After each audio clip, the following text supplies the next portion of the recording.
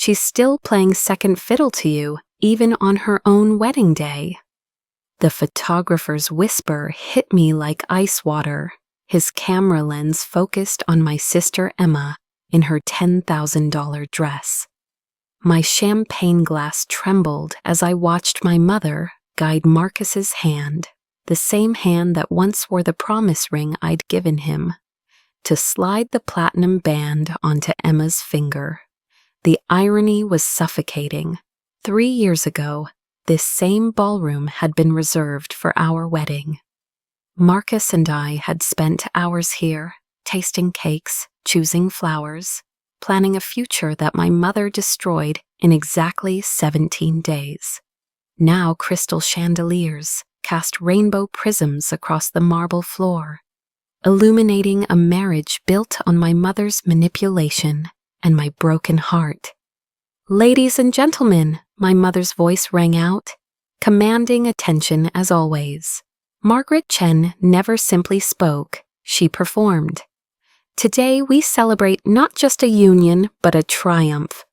My daughter Emma has achieved what every mother dreams of, marrying into the Morrison family empire." Her eyes found mine across the room, sharp as the stilettos she'd taught us both to walk in. The slight curl of her lips said everything. "You see, this is what happens when you don't listen to me." I forced myself to breathe, to smile, to play the part of the supportive sister. 3 years of practice had made me an expert at swallowing poison and calling it champagne. The 200 guests, a carefully curated collection of Hong Kong's elite, tech moguls, and society mavens, had no idea they were watching a tragedy dressed up as a fairy tale. "Sarah, darling, you must be so happy for your sister." Mrs. Morrison, Marcus's mother, appeared at my elbow, her voice dripping with false sympathy. Though I must say we were all quite surprised when Emma and Marcus announced their relationship. "Weren't you two close friends in college?" Close friends, that's what they'd reduced us to. Not the couple who'd spent 4 years building dreams together. Not the woman who'd held Marcus through his father's death, who'd believed in his startup when everyone called him foolish. Just close friends. Ecstatic, I managed, my voice steady, despite the earthquake in my chest. Emma always did have a way of getting what she wanted. Mrs. Morrison's laugh tinkled like breaking glass. "Well, your mother certainly knew what was best. The Morrison and Chen merger wouldn't have been possible with previous arrangements."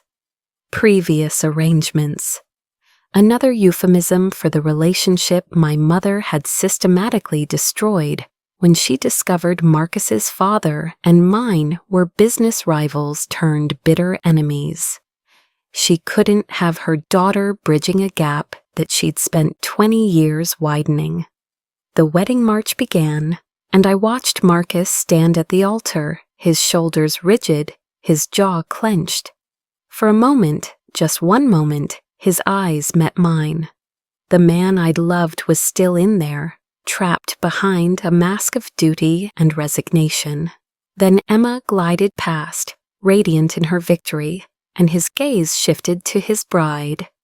"Beautiful ceremony," a deep voice commented beside me.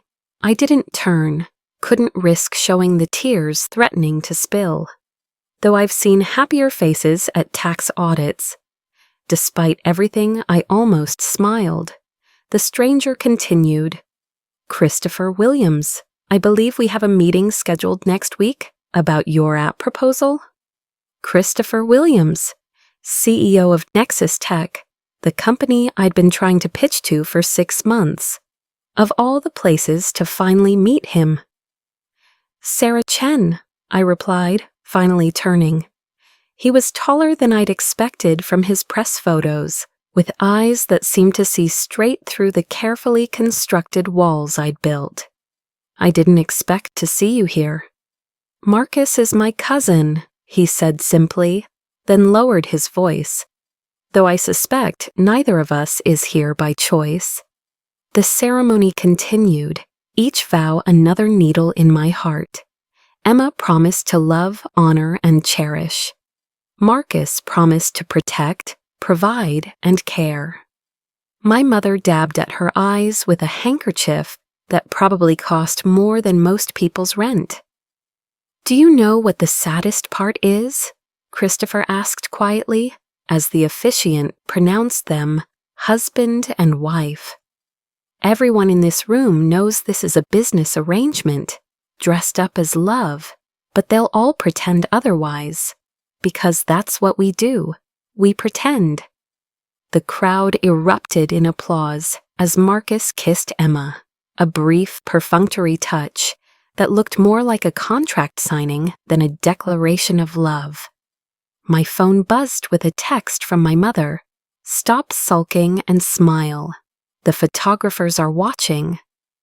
But I was done being directed, done playing the forgotten daughter in her perfectly orchestrated production.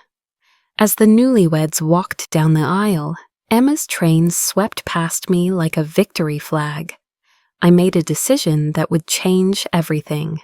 "Mr. Williams," I said, my voice stronger than it had been in years, "about that meeting next week, would you be free to discuss it over dinner instead? I have a feeling we have more in common than just business propositions." He studied me for a long moment, and I saw something shift in his expression, recognition perhaps of one survivor spotting another. "I know a quiet place in Central, no photographers, no pretense." As the reception shifted into full swing, my mother's voice carried over the din. "Emma has always been the jewel of our family. Today just makes it official." I looked at Christopher, this stranger who'd appeared at my darkest moment, and felt something I hadn't experienced in 3 years: possibility. "Let them have their show," I said, surprising myself, with the steel in my voice. "I'm done being anyone's understudy." The champagne tasted less bitter after that. Not sweet, not yet, but no longer poisoned with the ache of being forgotten. Sometimes the best revenge starts with the simple act of choosing yourself when everyone else has written you off. The first time I realized I was invisible in my own family, I was 8 years old. Emma had just won her first beauty pageant, Little Miss Hong Kong Sunshine, and my mother threw a party that shut down half of Repulse Bay. Pink balloons, a 3-tier cake, photographers from Society magazines. I'd won the district science fair that same week, creating a water purification system from recycled materials. My teacher called it genius for her age. My mother called it nice, dear, and forgot to pick me up from the ceremony. That became the pattern of our lives. Emma collected tiaras and trophies that looked good in our foyer's display case. I collected achievements that couldn't be photographed: perfect SAT scores, early admission to MIT, a patent for biodegradable plastics at 19. But you can't hang a patent on the wall next to Emma's Miss Teen Hong Kong crown. You can't Instagram intellectual property. "Sarah's the smart one," my mother would tell her friends, the way you'd mention a reliable appliance. But Emma is special. Special meant photogenic. Special meant useful for the Chen family brand. Special meant worth protecting, worth fighting for, worth stealing someone else's future to secure. I met Marcus my junior year at MIT. He was the only person who ever looked at me first in a room where Emma was present. We were at a Hong Kong Students Association mixer in Boston, and Emma had flown in to visit, turning every head as usual. But Marcus walked straight past her to where I was debugging code in the corner. "You're the girl who built that water quality app," he said, not a question but recognition. "I've been wanting to meet you. I think we could change the world together." For 3 years, we did exactly that. We built prototypes in his dorm room, pitched to investors in coffee shops, dreamed of a company that would bring clean water to developing nations. But more than that, we built a life where I wasn't anyone's second choice. With Marcus, I was the headline, not the footnote. My mother tolerated it at first. The Morrison name carried weight, even if the family had fallen from grace after Marcus's father's scandal. She probably thought it was a phase, that Marcus would eventually notice Emma and correct his obvious mistake. But as graduation approached and Marcus proposed with a ring made from recycled ocean plastic, symbolic of our mission, he'd said, my mother realized this wasn't a fleeting college romance. The demolition began subtly. "Are you sure Marcus is right for you?" she'd ask during our weekly calls. Emma mentioned she ran into him at that charity gala. They had such natural chemistry. Then came the visit that changed everything. My mother flew to Boston spontaneously 2 weeks after our engagement, Emma in tow. What followed was a masterclass in psychological warfare. "Oh, Marcus," my mother gushed over dinner, "you must see Emma's humanitarian work in Cambodia. She's building schools for orphans, so much more hands-on than Sarah's. Computer things." Emma played her part perfectly, suddenly fascinated by water purification, asking Marcus questions she'd never cared about before, touching his arm when she laughed, wearing the kind of dresses that made men forget their own names. "She's just being friendly," Marcus assured me later. "Your family's trying to accept me." But I knew my family. I'd watched my mother orchestrate hostile takeovers disguised as dinner parties. I recognized the strategy. Make the target feel special, seen, understood in ways their current situation didn't provide. Marcus, still grieving his father, desperate for family approval, was a vulnerable mark. The killing blow came when my mother discovered our father's bitter rivalry. Suddenly, there were urgent family meetings I wasn't invited to, business concerns that Sarah wouldn't understand. Emma became the messenger, delivering warnings wrapped in sisterly concern. "Mom's worried about you," Emma told me, examining her manicure. "The Morrison Association could destroy Dad's new merger, but don't worry, I told her I'd help fix things." I should have seen it coming, should have fought harder. But when you've spent 20 years being trained to step aside for your sister's spotlight, resistance feels like rebellion. And good daughters don't rebel. The photos appeared on social media first. Emma and Marcus at a business dinner my mother arranged. Emma and Marcus at a charity auction where she'd bid on him for a dance. Emma and Marcus leaving her apartment at 2 a.m., him looking dazed, her looking victorious. "It's not what you think," Marcus tried to explain, but his hands shook as he showed me his phone. Dozens of messages from my mother about family honor, about choosing the right sister, about how I'd understand because I always understood. "She said you agreed to it, that you wanted what was best for the family." The cruelest lies are the ones wrapped in half-truths. I did want what was best for my family. I just never imagined that meant erasing myself from the equation. Marcus moved out of our apartment on a Tuesday. By Thursday, the engagement announcement hit the society pages. Emma Chen and Marcus Morrison, a modern dynasty begins. The article mentioned me once in passing, the bride's sister who introduced the couple.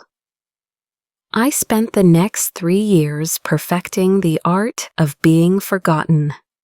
I smiled at their engagement party, helped plan Emma's bridal shower, even gave a speech at the rehearsal dinner about knowing when something is meant to be. My mother praised my maturity. Emma hugged me and whispered, "I knew you'd understand. You always were the smart one." Smart. As if intelligence was a consolation prize for having your life stolen in broad daylight. But here's what they didn't understand about being invisible. It teaches you to see everything, every crack in their perfect facade. Every moment Marcus looked through Emma instead of at her. Every time my mother's triumph curdled into anxiety as she realized she'd built an empire on stolen foundations. They thought my silence was surrender. They thought being forgotten meant being defeated. They were wrong. At the wedding, watching them pose for photographers, while Marcus's smile never reached his eyes, I felt the last chain of family obligation snap. Christopher Williams stood beside me, this stranger who'd seen through the charade, in minutes when my own family had spent years pretending it was real. "You know what's funny?" I said quietly, watching my mother direct the photographer like a film producer. "They spent so much energy making me invisible, they never noticed when I started using it as a superpower." Christopher raised an eyebrow. "Invisibility as a superpower?" "When no one's watching you," I said, feeling the truth of it settle into my bones. "You can become anyone, do anything, build everything." They'd taken my first love, my place in the family, my chance at the life I'd planned. But in teaching me to live in shadows, they'd given me the perfect training for what came next. Rising in silence, succeeding without witnesses, becoming someone they'd never see coming until it was far too late. The company gala should have been my sanctuary. 3 months after Emma's wedding, I'd deliberately chosen the Tech Innovation Summit, knowing my family would rather die than attend something so pedestrian. No designer gowns here, just founders in jeans worth more than couture, changing the world one algorithm at a time. I was mid-pitch with a potential investor when the room's energy shifted. That particular combination of hushed whispers and turned heads that meant Hong Kong royalty had arrived. My stomach dropped before I even turned around. There they were, my mother in her signature Chanel, Emma in something that screamed, "I don't need to work," and Marcus looking like he'd rather be anywhere else on earth. They swept into my world, the one space I'd carved out for myself, like conquistadors claiming new territory. "Sarah," my mother's voice carried across the convention floor, "we were just telling the Wongs about your little startup. Isn't it adorable how you're playing businesswoman?" Playing businesswoman. 3 years of 80-hour weeks, bootstrapping with my savings, sleeping in the office, reduced to a game. The investor I'd been pitching to suddenly recognized the Chen name. His entire demeanor changed. "Your mother is Margaret Chen? Why didn't you mention the family connection? That changes everything." It did change everything. It changed me from a founder to a nepotism case, from earned respect to assumed privilege. I watched 3 months of relationship building crumble in seconds. Emma glided over, her hand possessively on Marcus's arm. "We're here supporting Marcus's new venture," she announced. "Mother's connecting him with all the right people. Family helps family after all." The knife twisted deeper. Marcus's startup, the one we'd dreamed up together, built together, that he'd abandoned when he chose Emma, was being resurrected with my mother's money and connections. Our mission to democratize clean water had become their luxury water brand for hotels. "Congratulations," I managed, my voice steady despite the scream building in my throat. Marcus couldn't meet my eyes. "Sarah, don't." The word came out sharper than intended. "Just don't." My mother materialized beside us, her PR smile in full force. "Sarah, darling, the Jangs are interested in Marcus's company. You should introduce them. Use that MIT network for something valuable for once." Something inside me, something that had been bending for 26 years, finally snapped. No. The word hung in the air like a grenade pin. My mother's smile froze. "Excuse me?" I said no. I straightened, feeling my spine for the first time in years. "I won't introduce them. I won't smile for photos. I won't pretend this is normal." Emma laughed, that tinkling sound she'd perfected at finishing school. "Sarah, don't be dramatic. We're family." "Are we?" I looked at each of them in turn. "Because family doesn't steal. Family doesn't sabotage. Family doesn't treat someone like furniture to be rearranged when the room design changes." The investor had backed away, clearly uncomfortable with the family drama. Another opportunity lost to their mere presence, but for once, I didn't care about the collateral damage. "You're embarrassing yourself," my mother hissed, her public smile never wavering. "And more importantly, you're embarrassing me." Good. The word tasted like freedom. Consider it my wedding gift, the one thing you can't control or steal. I turned to leave, but Emma's voice followed me. "You always were too sensitive. It's probably why Marcus chose me. I don't make scenes." That's when I felt it, a hand on my elbow, steady and sure. Christopher Williams had materialized beside me, his presence immediately shifting the power dynamic. Where my family commanded attention through noise, he drew it through gravity. "Ms. Chen," he said to my mother, with perfect politeness that somehow felt like a warning. "I believe you're interrupting a rather important business discussion." My mother, who could stare down CEOs and government officials, actually faltered. Christopher Williams wasn't just money, he was new money, tech money, the kind that didn't care about old Hong Kong hierarchies. "Mr. Williams," she recovered quickly. "We were just leaving. Come along, Emma, Marcus." But Christopher wasn't done. "Morrison," he called out, his voice casual but carrying. "Interesting pivot with the luxury water brand. Though I'd be careful, I just invested in a sustainable water solution that's about to make yours obsolete. Sarah's company, actually. We're announcing next week." The lie rolled off his tongue so smoothly, I almost believed it myself. Marcus went pale. Emma's grip on his arm tightened. My mother's eyes narrowed as she calculated this new variable.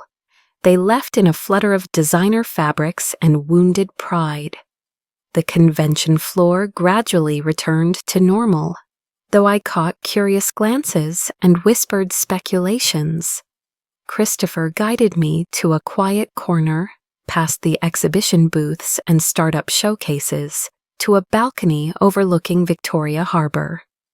"You didn't have to do that," I said once I could breathe again. "The investment story, who says it's a story?"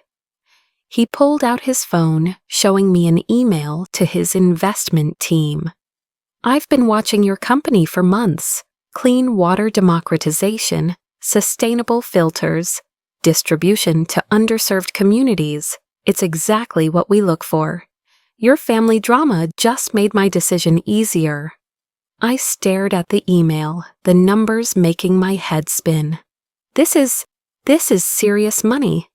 Serious money for serious people. He pocketed his phone. "Though I have one condition."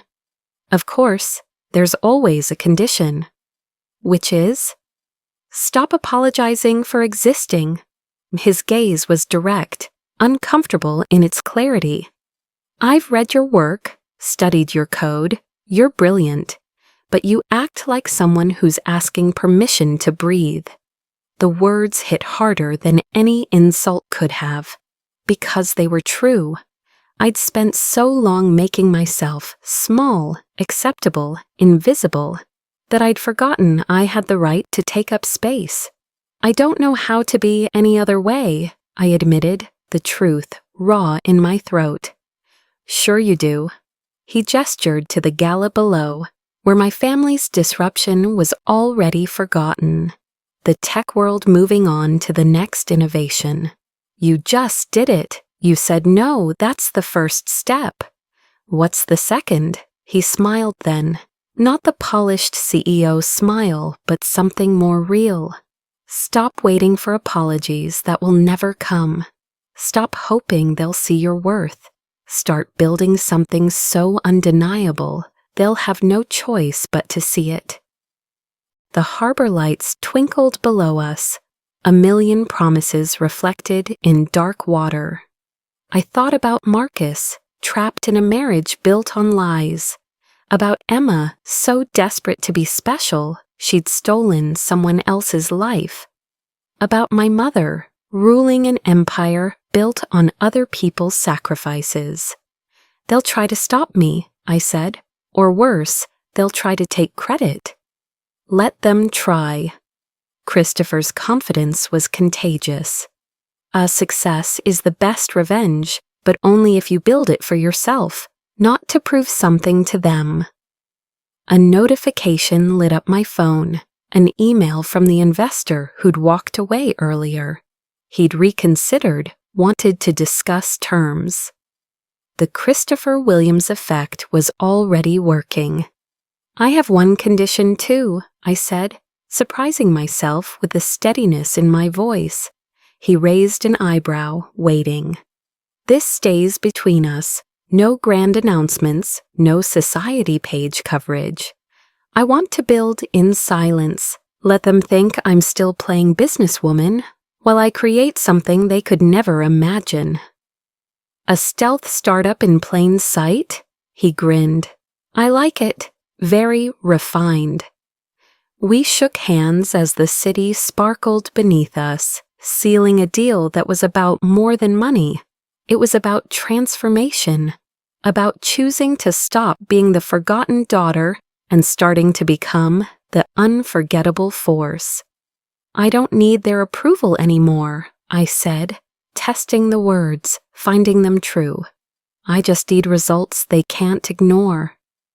2 years, that's what it took to transform from the ghost at family dinners to the name whispered in Silicon Valley boardrooms. Except nobody knew it was my name. AquaVitae Technologies launched 6 months after the gala incident, incorporated under my English name, Sarah Williams. No Chen attached. Christopher had suggested it over late-night takeout in our makeshift office. A clean slate, he'd said, watching me sign the papers. No family baggage, no preconceptions. Just you and your brilliance. The brilliance felt more like desperation those first months. 18-hour days fueled by instant noodles and spite. While Emma posted Instagram stories of charity luncheons and spa days, I was in rural Cambodia, installing our first water purification system. While my mother name-dropped at society events, I was name-making in villages that had never had clean drinking water. Our breakthrough came in month 9, a viral video of children in Myanmar, seeing clear water flow from our filters for the first time. 12 million views in 48 hours. Suddenly, everyone wanted to know about the mysterious company changing lives without fanfare or PR campaigns. We could capitalize on this, our marketing director suggested. Get you on the speaking circuit, build your personal brand. No, the word came easily now, a complete sentence that didn't require justification. The work speaks for itself. Christopher understood. By then, he'd become more than an investor, more than a mentor. He'd become the person who saw me at 3 a.m., delirious from debugging code, who celebrated every small victory and weathered every setback, who never once suggested I was too sensitive or too ambitious or too anything. "Your family still doesn't know?" he asked one evening, finding me on our office balcony.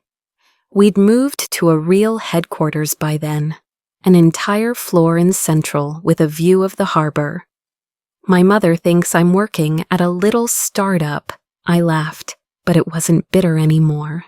She actually offered to have Marcus hire me last month, said it would be good for me to learn from successful people. Marcus's luxury water brand had launched to mediocre reviews and disappointing sales. Turns out, stealing someone else's dream doesn't mean you understand how to build it. His filters were pretty but inefficient, marketed to hotels that were increasingly choosing sustainable options. Options like ours. "How generous of her," Christopher said dryly, then softer. "Do you miss them?" "I miss who I thought they were," I admitted. But that family only existed in my imagination. 6 months later, we closed our Series B funding at a valuation that made my mother's entire portfolio look quaint. The Financial Times called us the quiet revolution in water technology. Forbes featured our story without a single photo of me, by design. I'd learned that the best kind of power was the kind nobody saw coming. Emma found out I was dating someone through a cousin's gossip. She called immediately, fake concern dripping through the phone. "Sarah, I heard you're seeing someone. Why didn't you tell me? Is he suitable?" Suitable. In Emma's world, that meant wealthy, connected, willing to treat me as a consolidation prize. "He's kind," I said simply. "That's all that matters." Her silence said everything. Kind didn't photograph well. Kind didn't impress at parties. Kind was what you settled for when you couldn't do better. "Well, I hope he treats you well," she finally managed. "You deserve someone nice." Nice. Another consolation word. I looked at Christopher across our apartment, not the penthouse in Repulse Bay my family would expect, but a converted loft in Shungwan where we could walk to work and no one cared about our last names. He was building a blanket fort with his 7-year-old niece, fully committed to the architectural integrity of pillow placement. "He's perfect," I said, meaning it. We married on a beach in Langkawi, just us, his sister's family, and 2 friends from MIT. No photographers, no society pages, no Chen family dramatics. I wore a simple dress I'd bought that morning. He wore jeans and a linen shirt. We exchanged rings made from recycled ocean plastic. A callback to that first proposal that had been stolen from me, but somehow more meaningful now. "Sarah Chen Williams," he said as we signed the certificate. "CEO, world changer, and now my wife." "Just Sarah," I corrected. "That's enough." We kept it quiet, not out of shame, but out of strategy. Let my family continue thinking I was struggling, dating some nice nobody playing at business. Meanwhile, our company expanded to 15 countries. We partnered with the UN. Bill Gates's foundation reached out about collaboration. The wedding invitation arrived on a Tuesday, 18 months after our own wedding. Thick cardstock, gold embossing, my mother's handwriting, "Dear Sarah, we hope this finds you well." As you may have heard, Emma and Marcus are renewing their vows for their 3rd anniversary. A grand celebration of enduring love. You're welcome to bring a +1 if you've managed to find someone. Love, Mother. The casual cruelty of that last line, "If you've managed to find someone," might have devastated me once. Now it just made me smile. "How should we RSVP?" Christopher asked, reading over my shoulder. I looked at my husband, this brilliant, kind man who'd helped me build an empire in the shadows, who'd never once suggested I was too much or not enough, who'd married me on a beach with no witnesses except the people who truly mattered. "Mr. and Mrs. Williams would be delighted to attend," I said, typing the response. "Though I think I'll keep the Williams part a surprise." "The Christopher Williams showing up as your +1? He grinned. "That's going to cause some waves." "Good," I said, hitting send. I've been making waves for 2 years, time they finally saw the tsunami coming. Our latest product launch was scheduled for the week after their renewal ceremony. The filter that would make luxury water brands like Marcus's, completely obsolete. We'd already secured contracts with every major hotel chain in Asia. "You know what the best part is?" I said, pulling up our impact report. "We've provided clean water to over 2 million people. Emma's had 3 million Instagram followers. I know which number actually matters." Christopher pulled me close, kissing the top of my head. "They have no idea who you've become." "No," I agreed, looking at our wall of awards, partnerships, and thank you letters from villages around the world. "They don't." The invitation sat on our kitchen counter for a week, a guilt-edged reminder of the life they thought I was living. Little did they know I'd already built something worth more than their approval. A life of purpose, a love that didn't need to be stolen, and a success that didn't require their recognition. The renewal ceremony would be their show, but I was about to change the entire script. The Mandarin Oriental ballroom had been transformed into Emma's fantasy. 10,000 white roses, crystal everything, and a string quartet playing songs that Marcus and I used to dance to in his dorm room. My mother had spared no expense for this renewal of eternal love, though 3 years hardly qualified as eternal. I arrived deliberately late, missing the ceremony but catching the cocktail hour. The timing was Christopher's idea. Never give them the satisfaction of watching you witness their performance again. He was finishing a board meeting but would join me soon. "Sarah," my cousin Lily rushed over, champagne flute in hand, eyes wide. "You look different." Different was understating it. Gone was the girl who dressed to disappear. I wore a simple black Saint Laurent dress that whispered rather than screamed, paired with the kind of understated jewelry that only the truly wealthy recognized. 2 years of success had taught me that real power dressed quietly. "Thanks, Lily." I accepted champagne from a passing waiter, noting the brand, one of our partner companies. "How was the ceremony?" "Oh, you know," she lowered her voice. Marcus seemed distracted. He actually fumbled the vows. Emma was furious. Before I could respond, my mother's voice cut through the ambient chatter. "Sarah, finally, we were beginning to think you wouldn't come." She air-kissed me, her eyes already cataloging and dismissing my appearance. "No +1. We did say you could bring someone." "He's running late," I said simply. "Business." "Ah yes, your little job." She waved dismissively. "Well, at least you're keeping busy." Emma was just telling the Changs about Marcus's expansion into Europe. So impressive. I'd heard about the expansion right before it failed spectacularly. Turns out European hotels had already signed exclusive contracts with a certain sustainable water company. Mine. Emma materialized in a cloud of tulle and triumph, her second dress of the evening even more elaborate than the first. "Sarah, I'm so glad you made it."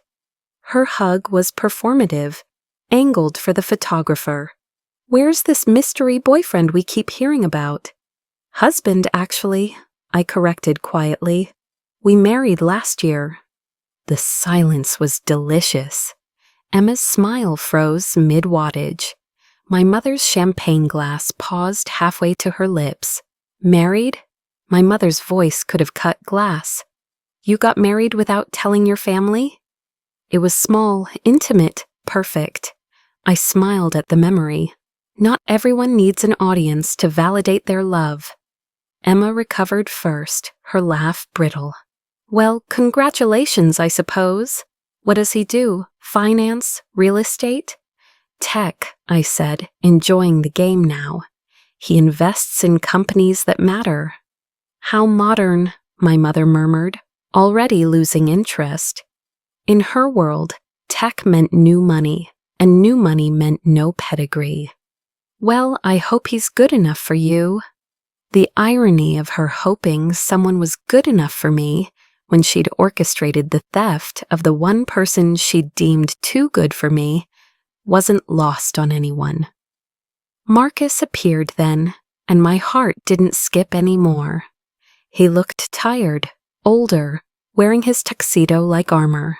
His eyes met mine, and for a moment I saw a flicker of the boy who'd promised me forever. "Sarah." His voice was rougher than I remembered. "You look well." "I am well," I said simply. "Congratulations on your renewal." He glanced at Emma, who was already distracted by another conversation. "Thanks, it was her idea. Said we needed to remind people we're solid." The need to remind people you're solid usually meant you weren't. But I kept that observation to myself. "How's the company?" I asked, genuinely curious how he'd spin the recent failures. "Challenging," he admitted, then caught himself. "But good. Emma's father has been helpful with connections." Of course he had.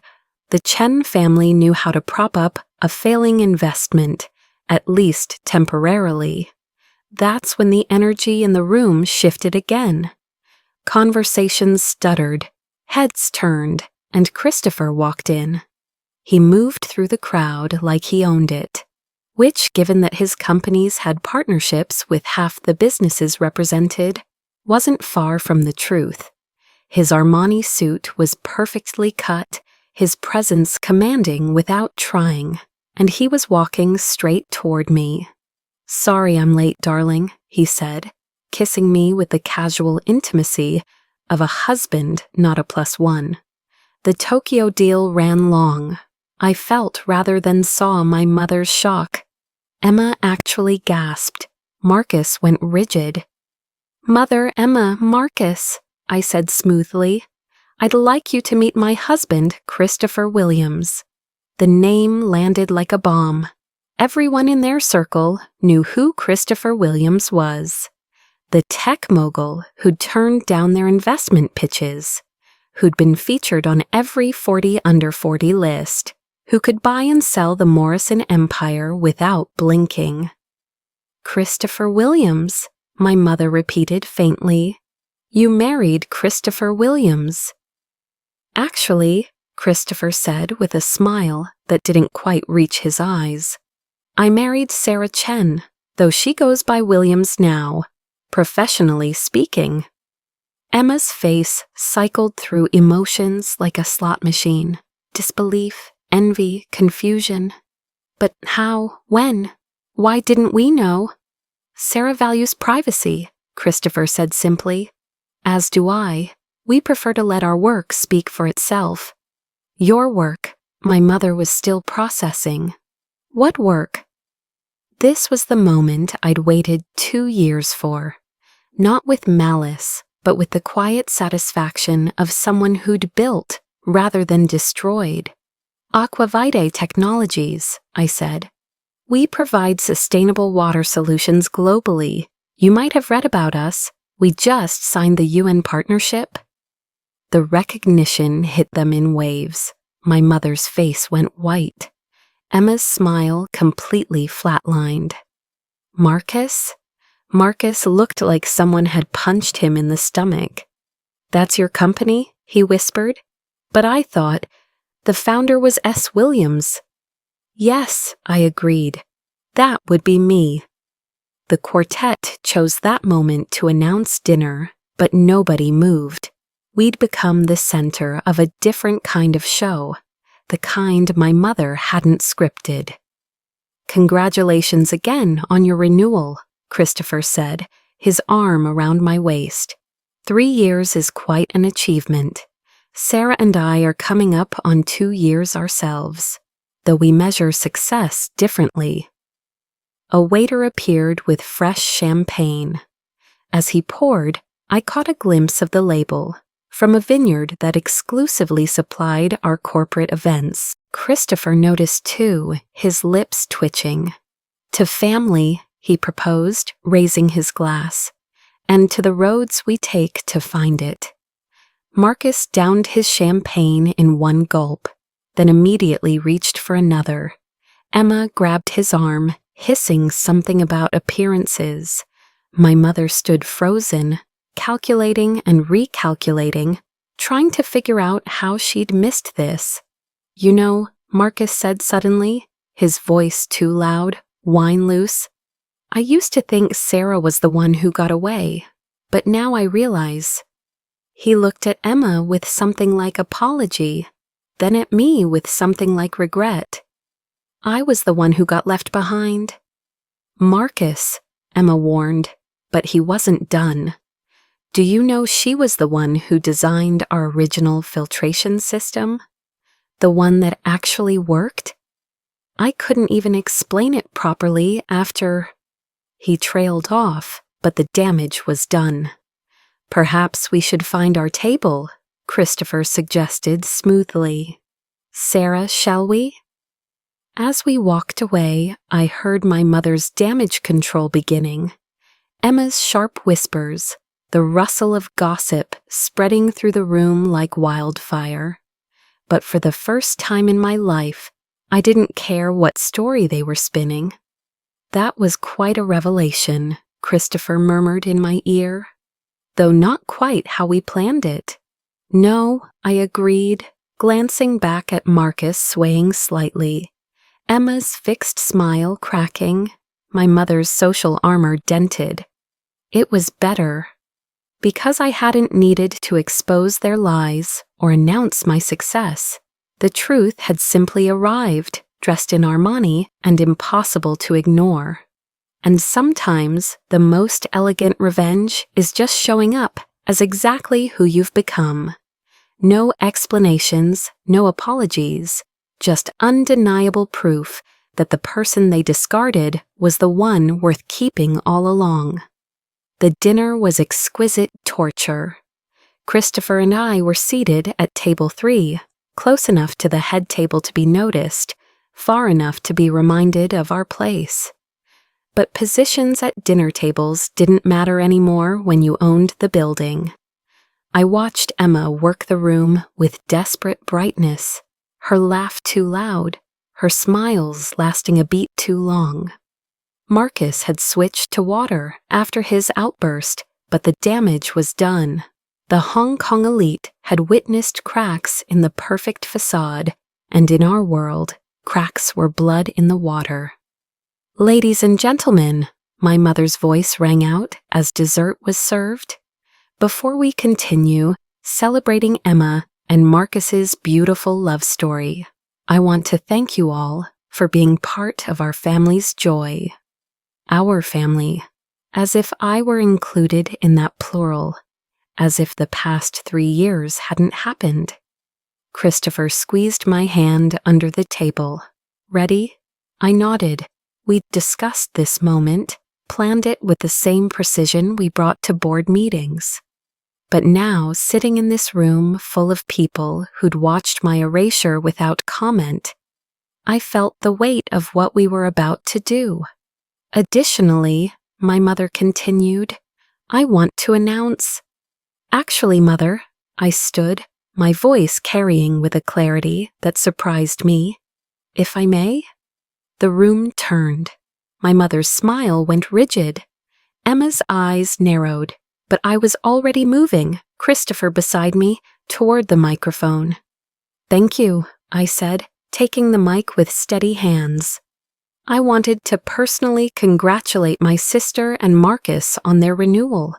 3 years of marriage is indeed something to celebrate. Polite applause, confused glances. My mother's face was a masterclass in controlled panic. As some of you have just learned, I recently married as well.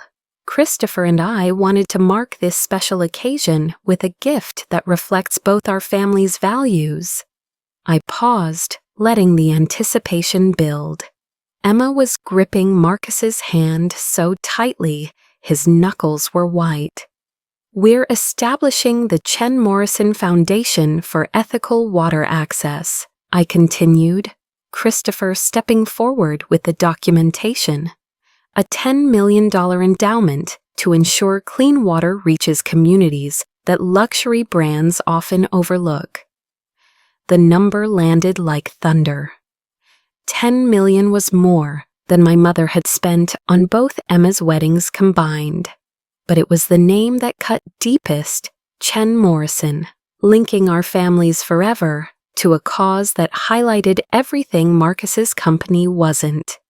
"The foundation will be administered independently," Christopher added smoothly, "with full transparency reports published quarterly. We believe in accountability, especially when it comes to promises made in public." The subtext wasn't subtle. Every failure of Marcus's luxury brand would now be measured against our foundation's success. Every filtered bottle sold to hotels would be contrasted with families receiving clean water for the first time. "Furthermore," I said, finding my mother's eyes in the crowd, "we'll be matching every dollar earned by participating companies. Marcus, we'd love to have Morrison Luxury Waters as a founding partner. I'm sure Emma's humanitarian work has prepared her to lead your corporate giving strategy." It was a trap wrapped in generosity. Refuse, and they'd look petty. Accept, and they'd be forever linked to our success, their company's limitations highlighted by our innovations. Emma stood abruptly, her chair scraping against marble. "How generous," she managed, her voice strained. We'll need to review with our board, of course." "Of course," I agreed warmly.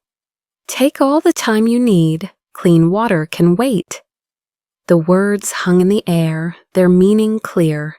While they deliberated and protected profit margins, we'd be changing lives. My mother intercepted us as we returned to our table.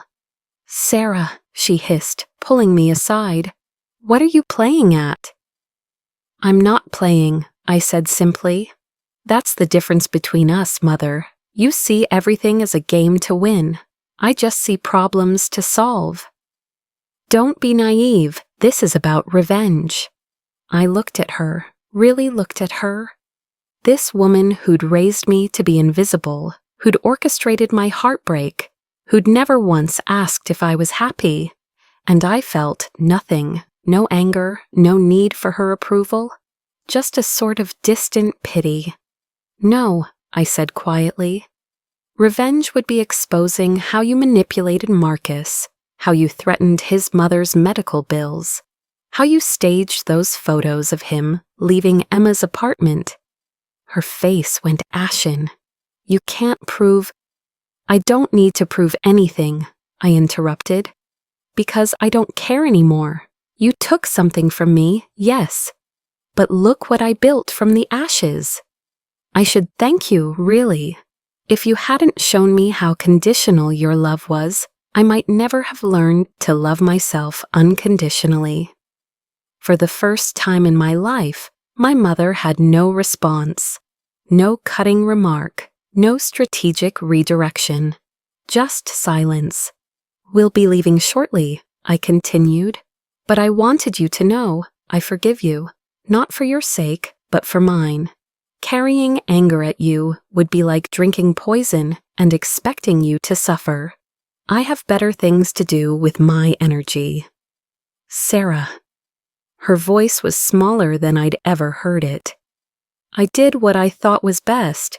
The Morrison connection was worth more than your daughter's happiness, I know.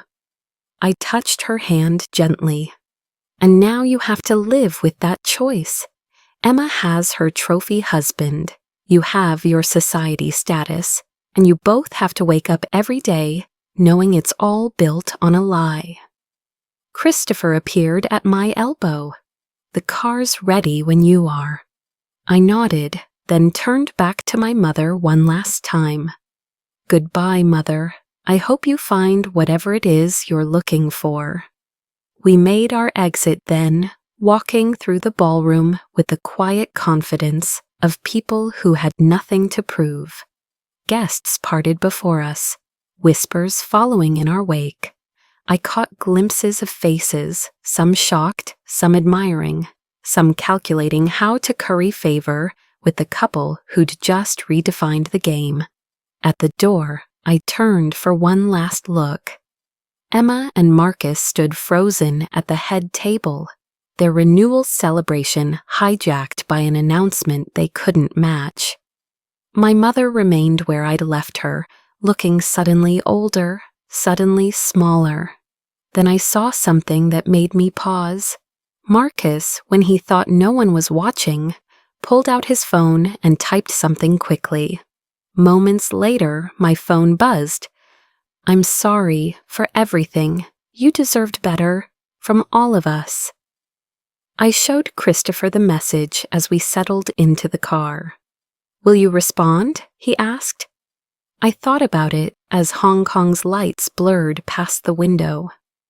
About the boy who'd loved me before my mother's interference. About the man who'd chosen the easy path over the right one. About the life we might have had in another universe. No, I said finally, deleting the message.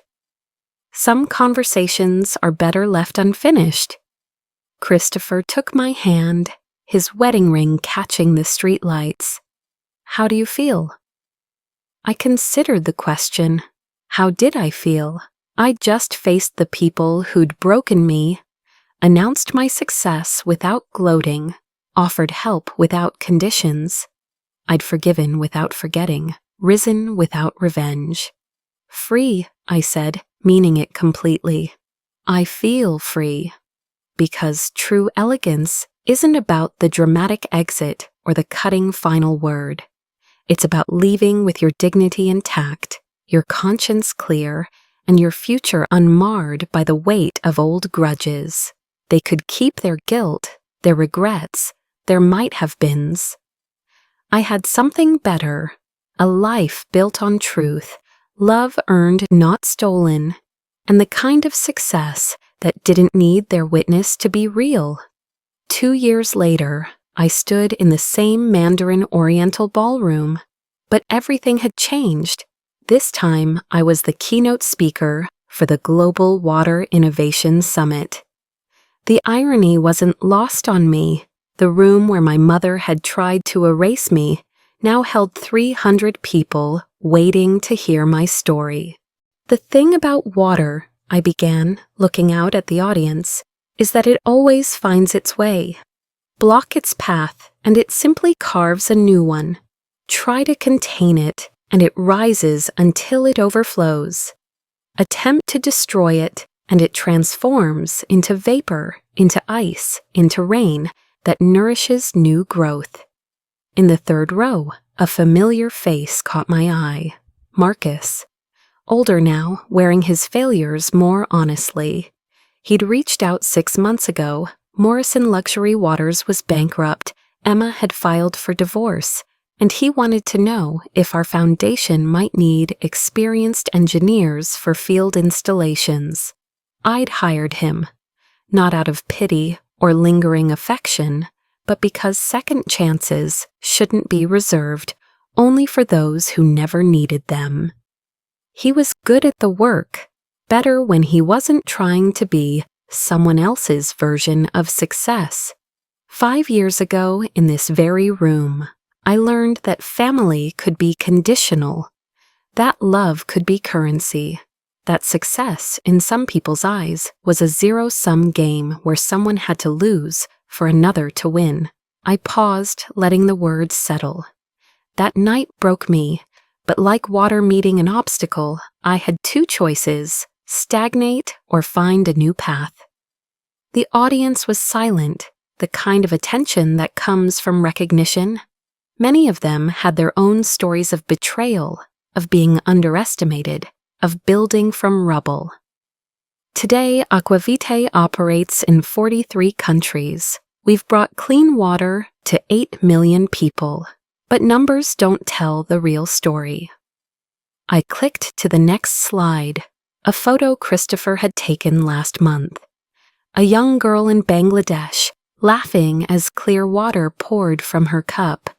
"This is Amara, she's 7. She told me she wants to be a water engineer when she grows up, because, and I quote, water ladies make magic happen." Soft laughter rippled through the crowd. I smiled, remembering Amara's earnest face, her absolute certainty that changing the world was possible. "The magic isn't in the technology," I continued. "It's an understanding that every obstacle is just water waiting to find its way. Every rejection is redirection. Every loss creates space for something better to flow in." After the speech, as attendees networked over champagne, served, I noted with amusement, in glasses from the hotel's new sustainable luxury line that used our filtration systems, a familiar figure approached. My mother had aged a decade in 2 years.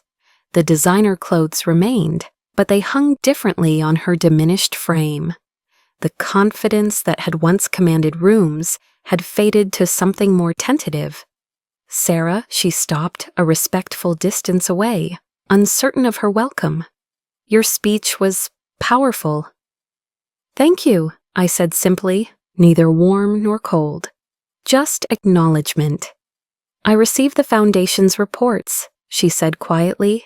"What you've built, it's remarkable." I waited. I'd learned the power of silence, of not filling spaces just because they felt uncomfortable. "Emma's in therapy," she continued, the words seemingly pulled from her. The divorce was difficult. "She's learning that getting everything you want isn't the same as wanting everything you get." "I hope she finds peace," I said, meaning it. Emma was as much a victim of her mother's machinations as I had been, just in a different way. She'd been taught that her value lay in acquisition, not creation, in being chosen, not choosing. "I've been thinking," my mother said, her hands twisting her Hermes clutch, "about what you said that night, about conditional love. And I don't know how to love any other way." The admission seemed to surprise her. My mother loved me when I achieved. My father noticed me when I won. I thought I was preparing you both for the world. "You were preparing us for your world," I corrected gently. "But that's not the only world that exists." She nodded slowly, processing this. "Your father would have been proud of what you've built, of who you've become." My father had died when I was 15, before the worst of the favoritism, before the competitions between daughters became blood sport. I wondered sometimes if his presence would have changed things, but dwelling on alternate histories served no one. "I like to think so," I said. Christopher appeared at my side, our 3-year-old daughter balanced on his hip. Lily had his eyes and my stubbornness, already negotiating for just one more story at bedtime with the tenacity of a future CEO. "Mrs. Chen," he greeted politely. My mother's face transformed at the sight of her granddaughter. a child she'd met only in photographs, whose existence she'd learned about through gossip rather than announcement. Is this? Her voice broke slightly. Lily, I said. Lily, this is my mother, not Grandma or Nai. Those titles were earned through presence, through unconditional love, through being there for more than just the photo opportunities. But my mother was honest, and I'd built my life on honesty. Lily studied her with that direct gaze. Children perfect before they learn to be polite. You look sad, she announced. Mama says when I'm sad, I should drink water and think about good things. Do you want some water? My mother's eyes filled. That's very kind, sweetheart. Sarah? Christopher touched my shoulder. The car's here. Lily's recital is at 3. A piano recital. The kind of small, ordinary moment my mother had never attended for me. Too busy grooming Emma for greatness. But I wouldn't repeat those patterns. Success meant nothing if you missed the melody of everyday joy. Goodbye, Mother, I said, lifting Lily from Christopher's arms. Take care of yourself. Sarah, wait. She reached out, then let her hand fall. Might I? Would you consider coffee sometime, just to talk? I looked at this woman who'd shaped me through absence, who'd taught me strength through opposition, who'd given me the gift of learning to validate myself when no one else would. I'll think about it, I said honestly. But not yet, maybe not ever. Some bridges, once burned, can't be rebuilt. And that's okay. We can appreciate the warmth they gave while burning without needing to cross them again. She nodded, understanding in her eyes. I'm staying at the peninsula, if you decide. I know where to find you, I said. As we left, Lily waved over my shoulder. Bye, sad lady, remember about the water. In the car, as Lily chattered about her recital piece and Christopher reviewed merger documents, I thought about echoes. How actions ripple outward, touching lives in ways we never anticipate. My mother's cruelty had created my strength. Emma's betrayal had led me to Christopher. Marcus's weakness had freed me to build something lasting. They still sent Christmas cards, generic ones now, signed without personal messages. I heard through mutual acquaintances that Emma had started over in Shanghai, working for a nonprofit, that Marcus had married a teacher who'd never heard of the Morrison Empire, that my mother spent most of her time traveling, perhaps searching for whatever she'd been chasing all along. But their stories were no longer my concern. I had my own to write.